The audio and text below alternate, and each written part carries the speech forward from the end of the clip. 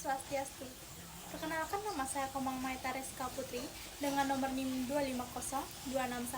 250-261-201-0059, absen 29, kelas manajemen B pagi.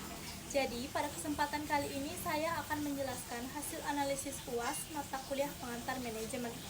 Nah, pada soal yang pertama, terdapat startup edukasi digital yang awalnya memiliki sedikit karyawan yang masih bisa dikelola langsung oleh CEO. Namun, ketika jumlah karyawan meningkat hingga 45 orang, cara kerja tersebut sudah tidak efektif lagi.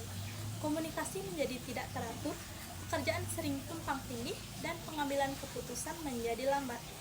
Oleh karena itu, menurut saya, struktur organisasi yang paling tepat diterapkan adalah struktur organisasi fungsional.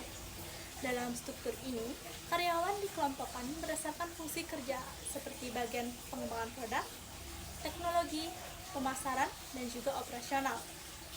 Setiap bagian memiliki koordinator atau penanggung jawab, sehingga alur komunikasi menjadi lebih jelas dan pekerjaan dapat terkoordinasi dengan baik. Dengan struktur fungsional ini, CEO tidak perlu mengurusi semua hal teknis dan dapat lebih fokus pada pengambilan keputusan strategis. Selanjutnya, soal yang kedua. Masalah tingginya tingkat keluar masuk karyawan pada UMKM makanan organik menunjukkan bahwa unsur organisasi belum dikelola dengan baik, terutama pada unsur struktur, orang atau SDM, dan juga tujuan. Karyawan tidak memiliki kejelasan tugas karena tidak ada pembagian kerja yang jelas. Selain itu, tidak adanya pelatihan membuat karyawan merasa tidak berkembang, dan kurangnya komunikasi dari pemilik usaha menyebabkan karyawan tidak memahami arah dan tujuan dari usaha tersebut.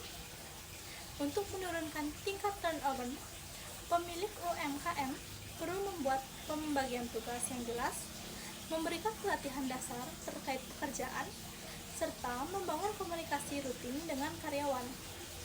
Dengan begitu, karyawan akan merasa lebih dihargai, memahami perannya, dan memiliki motivasi untuk bertahan lebih lama. Selanjutnya yaitu soal ketiga. Pemberian bonus uang memang dapat meningkatkan motivasi, tetapi hanya bersifat sementara. Berdasarkan teori kebutuhan Maslow, bonus finansial hanya memenuhi kebutuhan dasar, seperti kebutuhan fisiologis dan keamanan. Sementara itu, instruktur gym juga memiliki kebutuhan sosial, kebutuhan akan penghargaan, dan kebutuhan untuk mengembangkan diri. Ketika kebutuhan tersebut tidak terpenuhi, motivasi kerja tetap rendah meskipun bonus sudah diberikan. Oleh karena itu, pemilik gym perlu memberikan pendekatan motivasi yang lebih menyeluruh, seperti memberikan apresiasi atas kinerja, membangun hubungan kerja yang baik, melibatkan instruktur dalam pengambilan keputusan, serta menyediakan pelatihan untuk meningkatkan kemampuan mereka. Dengan memenuhi kebutuhan yang lebih tinggi, motivasi instruktur akan meningkat secara berkelanjutan. Berikutnya yaitu soal keempat. Gaya kepemimpinan otoriter mungkin efektif pada tahap awal organisasi, terutama ketika sistem belum terbentuk. Namun, seiring berkembangnya anggota muda yang kreatif, gaya kepemimpinan ini justru menjadi penghambat. Anggota merasa tidak dilibatkan dalam pengambilan keputusan, sehingga motivasi dan kreativitas mereka menurun. Menurut saya, gaya kepemimpinan yang lebih efektif untuk kondisi ini adalah kepemimpinan demokratis atau partisipatif, di mana ketua organisasi membuka ruang diskusi dan melibatkan anggota dalam proses pengambilan keputusan.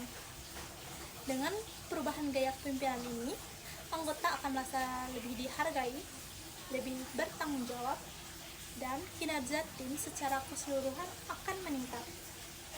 Selanjutnya, soal terakhir atau soal nomor 5.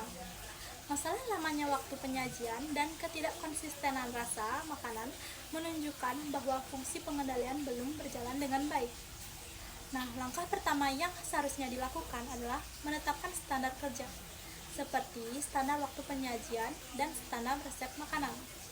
Setelah itu, pemilik restoran perlu mengukur kinerja karyawan dengan mengamati proses kerja dan menerima masukan dari para pelanggan. Selanjutnya, kinerja yang ada kemudian dibandingkan dengan standar yang telah ditetapkan untuk mengetahui adanya penyimpangan. Jika ditemukan sebuah masalah, pemilik harus melakukan tindakan koreksi, seperti memberikan pelatihan ulang, menyusun SOP yang jelas, atau memperbaiki alur kerja. Dengan pengendalian yang baik, kualitas pelayanan dan kepuasan pelanggan akan meningkat. Sekian penjelasan dari saya. Mohon maaf jika ada kesalahan kata. Saya tutup dengan para Santi. Om Santi, Santi, Santi Om.